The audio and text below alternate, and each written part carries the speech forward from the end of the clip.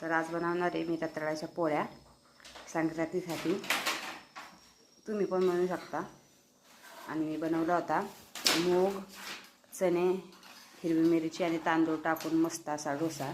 तर त्याच्यासाठी मी 5 तास तांदूळ भिजत घातले होते, म्हणजे सकाळी चांगले डोसे तयार होतात. हे बघा, हे मिक्सरला मी पीठ वाटून घेतलं होतं, मीठ टाकून चांगलं हलवून घेतलं. ह्याच्यात काय हे टाकायचं नाही, इनो बिनो टाकायचा, काहीच नाही टाकायचा.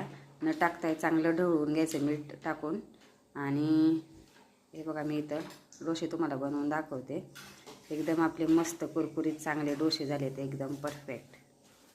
पाहू शकता, खायला पण खूप छान आणि टेस्टी लागतात. हिरवी मिरची आणि लसूण मीठ असलं ना, खूप छान लागतात. हे पहा, मी तुम्हाला उलटून पलटून दाखवते कसे.